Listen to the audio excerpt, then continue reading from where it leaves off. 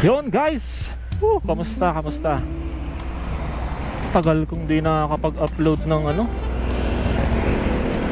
ng content. So welcome back guys to my channel.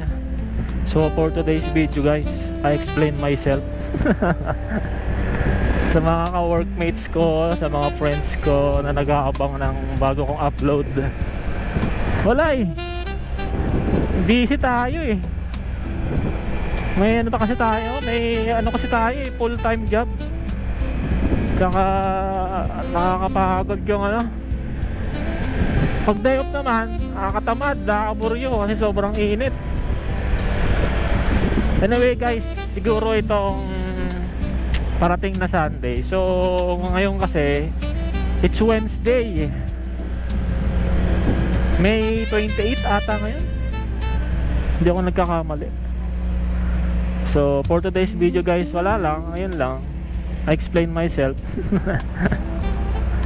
So habang papunta ako ng trabaho, yan, mag-short vlog tayo ngayon.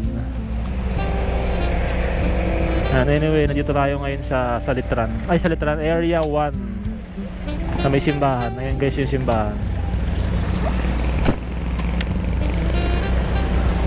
Hindi ko lang sure guys, sa Sunday baka pumunta ako ng Kabyang. Nakakamiss sa Kabyang So i-update ko kayo guys papuntang Kabyang kung matuloy. Pero tong June 5, kami dalawa ng misis ko, yun talaga tuloy. Babalik kami sa Marilake. Baka makapag-swimming kami doon. So baka gawin namin yung Batman loop guys. Alis lang kami ng madaling araw. Siguro alis kami dito ng mga alas 4 ganun.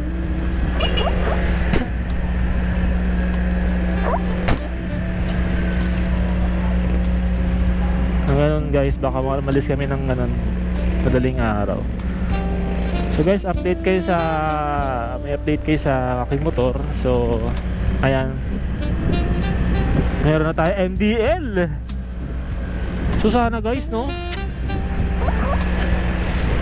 gusto ko sana umuwi ng Bicol ulit para makapag naman ako ulit. Gusto ko i-try yung solo ko. Kasi last time, yung unang upload ko dito guys, di ba, yung umuwi kami ng Bicol. So tatlo kami noon, dalawang motor lang, pero tatlo kami. Kasama yung kapatid ko, driver, tapos yung papa ko, angkas lang sa kapatid ko. RFI ang kasama kong motor, 175. Bale, gusto ko maranasan yung solo lang ako. Parang ang sarap sa feeling nun guys. Di ko pa natatry yun. Natry ko na, pero kasama ko yung asawa ko dun. Tsaka iba pa yung motor ko nun Rider J 115. Grabe guys, di ako binigo nun. Sobrang solid yung motor na yun. May konting pagsisisi lang ako bakit ko siya nabenta. Ay nako. Anyway, move on guys. Ganoon talaga. Di tayo mayaman. So kung kailangan natin mag-upgrade, pangarap natin mag-upgrade, kailangan natin i-sacrifice yung isa para makabili tayo ng bago, di ba? So anyway, yun nga, gusto ko nga sanang rides ng Pauwing Bicol. Nakakapag-live naman ako, kaso iniisip ko yung gastos. Medyo tight budget kasi tayo ngayon, daming gastusin.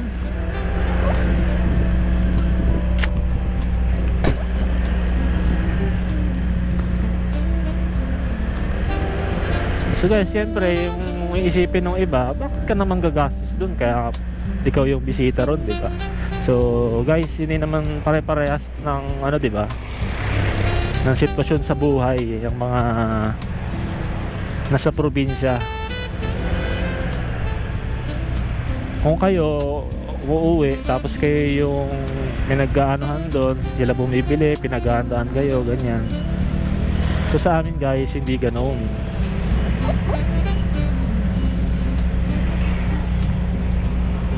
Kasi ang natitira na lang doon si Lola, matanda na.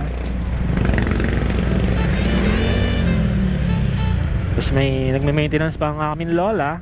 Kaya ayun. Kaya syempre kahit saan naman guys, pag uwi ka ng probinsya, kailangan may pera ka talaga.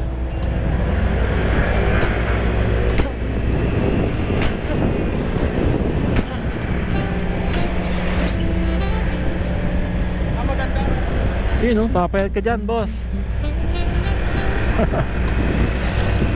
So guys, yun nga, sa June 6 guys, baka yun, matuloy ako doon. Abangan nyo na lang yung aming vlog doon ng aking girlfriend. Iikot ko kayo doon. Sana walang mga kamote ngayong nung araw na yun. Diyos ko, daming kamote raw doon. Pero nung time na pumunta kami doon guys, ano yun eh, last year, mga March ata yung pumunta kami doon. Putik yan, umuulan. Malakas ang ulan doon. Hindi ko alam, summer eh. March ata yun, March. Hindi ko alam bakit umuulan. Pero guys, ang sarap sana dumaan doon kung hindi ganito, kung ganito lang yung panahon doon. Sobrang init, tas clear na clear yung sky. Grabe, solid ang daanan doon guys. Wala akong masabi. Sobrang sarap dumaan talaga sa Marilaki.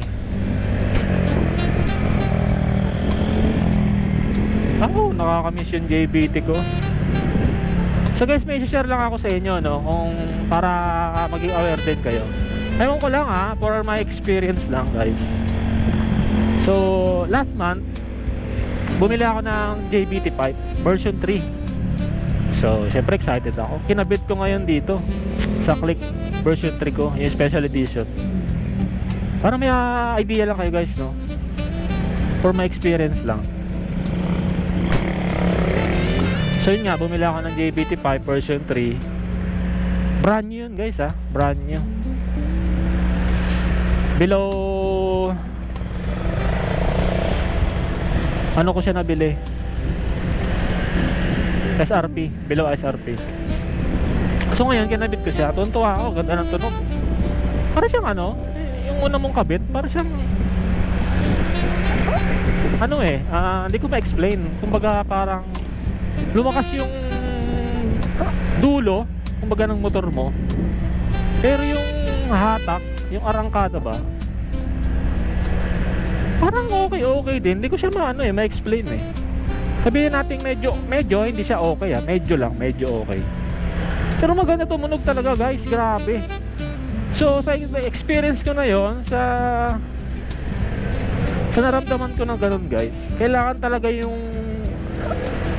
Click or yung mga Honda, kailangan talaga i-remap guys. Yun talaga masasabi ko, para malabas yung potential nung pagkakabit ng pipe mo. Kasi nung time na yon, inobserbahan ko siya ng 1 month. So sabi ko, parang alanganin to long ride ba, baka mamaya hindi natin masabi. Nagpasigurado lang ako. So pare ko, ayun, binenta ko. So nabenta ko siya, nalugi lang ako siguro ng 500. Kasi halos bago pa wala pang isang buwan eh. Tapos nung binalik ko tong stock, doon ko na napagtanto, putya, mas malakas pa yung stock. Sa totoo lang guys, para sa akin lang para sa aking experience lang guys parang mas malakas pa tong stock ko. Kasi kaya lang naman ako bumili guys, kasi sobrang ganda manunog talaga ng JBT. Sobrang basi, sobrang ganda. Kaso sa pagtagal umiingay. Pag pinul-close mo naman, Diyos ko, ang pangit. Silent killer. Pero parang hindi ko talaga trip pag naka-full close. Ang ginagawa ko dun guys, half lang, naka-half open lang siya. Yun talaga, basing-basi yung tunog. Sobrang sarap sa tenga. Kaso pag tumatagal, di ko alam pumapangit yung tunog. So tinesting ko magpalit ng exhaust, tawag dito,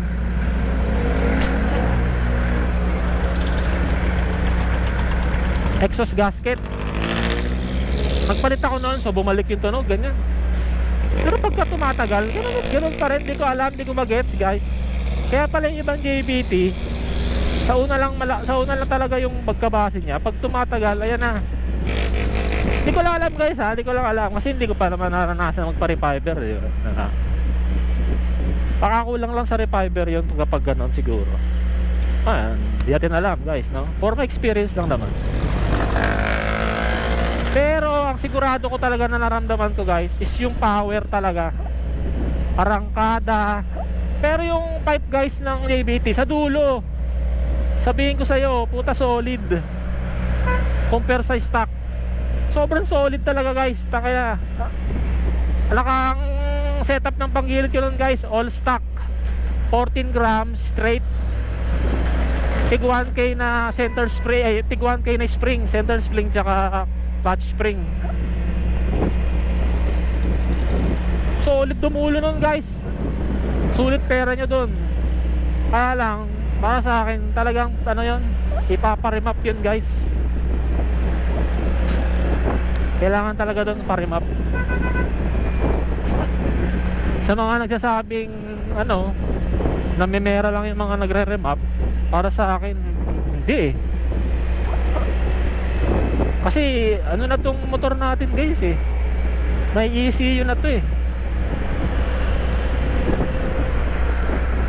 iba na to kumbaga parang may ano na to parang iba yung sinalpak mo, para siyang maninibago. Ginawa ko, nag-reset ako nun. Ganon din guys, para akong may ibang nararamdaman na ewan.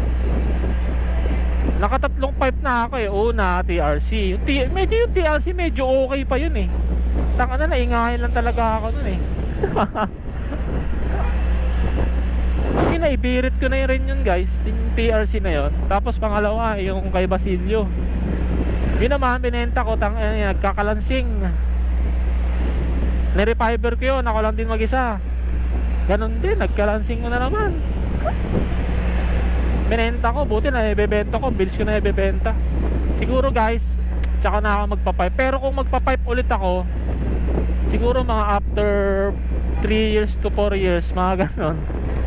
Yung luma na talaga tong pipe ko, tong stock pipe ko. Kasi paglayo yun pa guys, pag may angkas ka dun sa JBT, parang hirap guys, hirap. Para sa akin lang guys huwag kayo magalit ng mga naka JBT dyan. Lalo na pag may angkas ka. So ako 70 kilograms, yung asawa ko nasa 50 plus, nasa 50 lang ata o wala pa. Hirap guys, hirap. Di pa kami naglo-long ride dyan Gusto ko siya sana idaan ng Marilaki tuloy, ng Talisay, tapos paangatin ko yung motor ko. Kaso gusto ko dalawa kami para matesting. Kaso laging busy kasi kami sa trabaho. Ayan, hanggang sa naibenta ko, di ko na siya na-try.